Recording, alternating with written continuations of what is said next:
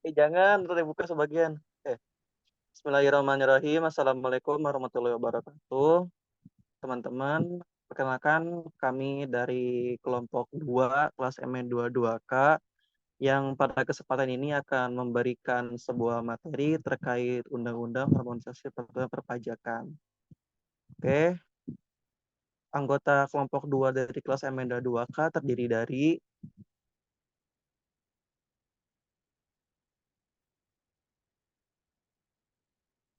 skor ke bawah aja. Nah, yang pertama itu ada Dede Iwan Hirmawan, yang kedua ada Mbak Dona Novitasari, yang ketiga ada Mas Faiz, yang keempat ada Mbak Gabriel, yang kelima ada Aheri, yang keenam ada Mbak Kania, yang ketujuh ada Mufid, yang kedelapan ada Mas Putra, yang kesembilan ada saya sendiri sebagai Raka Pandu, 10 ada Mbak Septi, terus 11 ada Mas Sigit, 12 ada Mbak Siska, 13 ada Mbak Sri, ke-14 ada Mbak Talita, dan yang terakhir ada Mas Yusuf. Oke, tanpa berlama-lama lagi, mari kita mulai yang akan dijelaskan tentang terkait poin pertama, yaitu apa itu UHP, yang akan dijelaskan oleh Saudara Putra Azhar.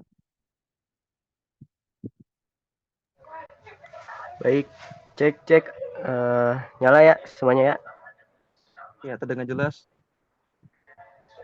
Ya, seperti yang kita lihat, yang pertama itu apa itu Undang-Undang UU HP? Next.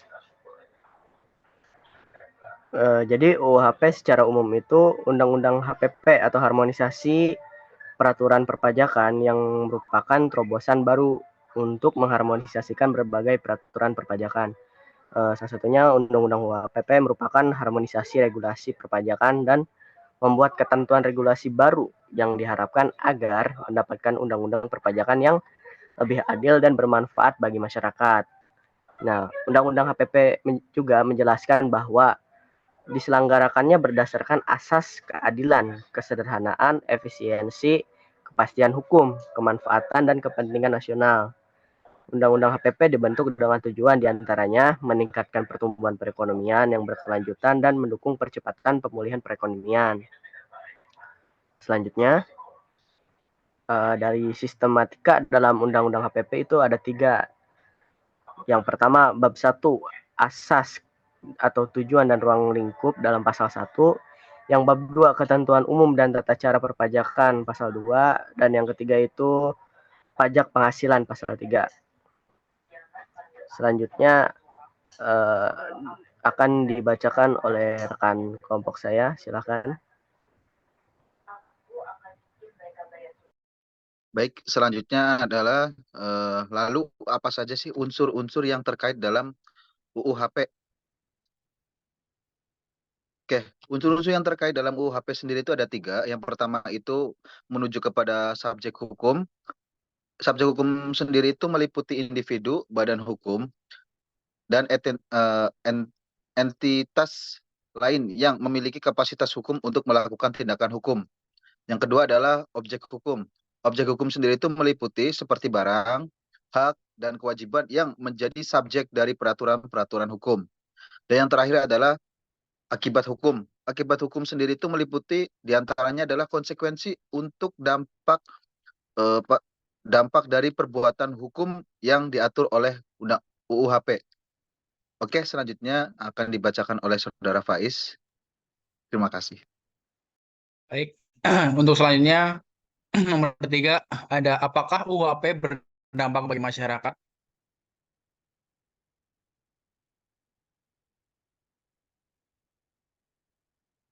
Jadi dampak UHP bagi masyarakat itu ada 3. Yang pertama ada melindungi masyarakat menengah ke bawah dengan memperbaiki lapisan tarif pajak penghasilan. Dan yang kedua ada mengurangi distorsi dan pengecualian berlebihan pajak pertambahan nilai. Dan yang ketiga ada melalui penggunaan NIK sebagai NPWP, OP akan mendorong peningkatan kepatuhan sukarela dengan memperkuat administrasi pengawasan. Dan selanjutnya akan dibacakan oleh kelompok saya yang lainnya.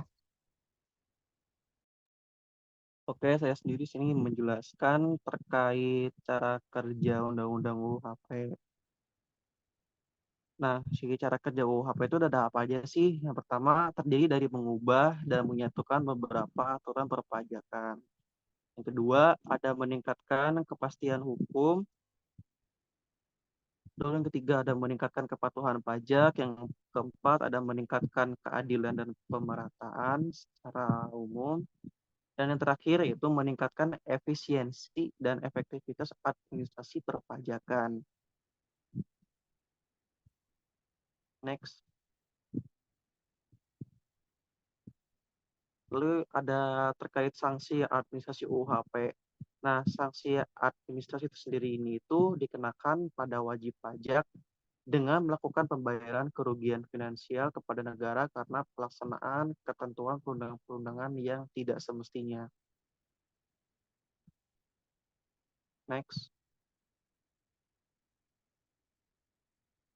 Lalu ada sebuah istilah dan juga penjelasan dari Mbak Sri Mulyani Indriwati yang memberitahukan bahwa asas dari peraturan perpajakan yang ingin dibangun dalam Undang-Undang Harmonisasi Peraturan Perpajakan adalah perpajakan yang harus menimbulkan keadilan, kesederhanaan, efisiensi, kepastian hukum, dan kepentingan nasional.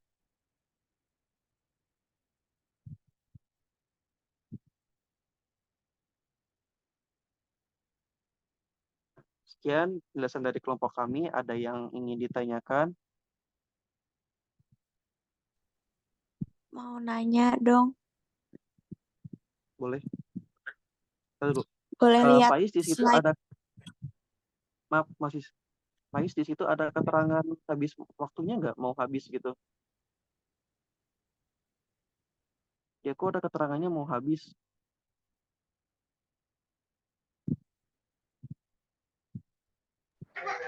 9 menit ya, 9 menit lagi. Udah yuk, silakan. Dari sih silakan lanjut dulu. Ada yang Aku mau mau ditanya? lihat itu dong, slide dampak UHP bagi masyarakat.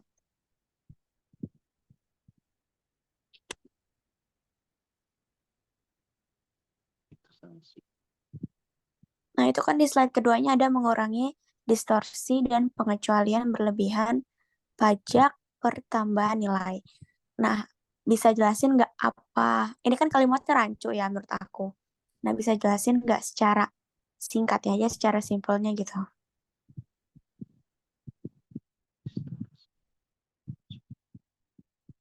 Kelebihan. Oke, sebentar ya.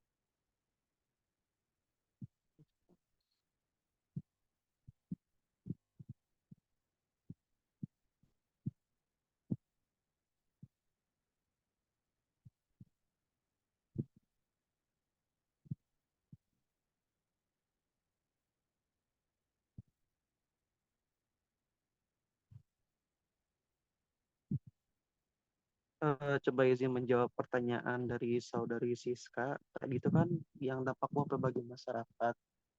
Justru kan ya, setahu saya itu kalau misalkan yang si UHP ini tuh terkait kan yang pertama tuh, bahkan kan sekarang dengan adanya pemerataan nih, itu kan bisa siapa aja udah bakal wajib kena pajak selama itu bisa di apa ya dikatakan dalam artian udah melebihi dari perpajakan udah penghasilan tuh udah melebihi dari kalau tidak salah itu kemarin sama panjang itu berapa 500 juta kalau nggak salah, bahkan 1 M juga udah mulai kena tuh kan. Nah, di sini tuh mengurangi distorsi dan pengecualian perlebihan pajak pertambahan nilai gitu kan terkait dengan PPN ya. PPN itu sendiri di sini juga kan setahu saya itu akan lebih minimum mungkin ya dengan adanya UHP ini. Jadi yang awalnya mungkin kan PPN itu bisa diumpamakan dan juga digunakannya tuh tidak merata. Jadi sekarang tuh ada standarnya. Semisal saya sendiri kan sudah punya suatu bentuk usaha. Nah, dengan penghasilan sekian per tahun. Nah, itu kan otomatis kan bakal kena pajak tuh kan. Karena di sini itu kalau misalkan kita sendiri tidak memiliki NPWP, bakal ditanyakan kan ini kan uangnya dari mana tuh, apa kan nanti kan malah yang ada jadi kena denda sanksi yang besar dan rekening kita bisa dibekukan. Nah, menurut saya tuh mengurangi distorsi dan juga pengecualian berlebihan.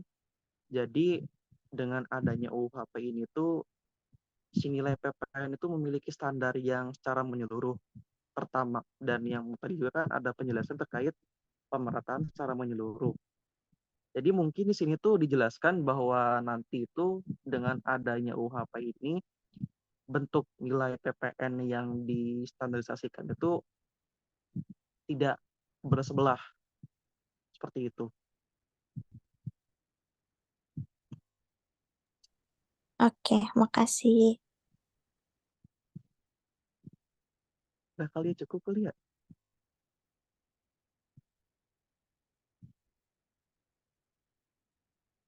Ada yang ditanyakan lagi? Apa cukup?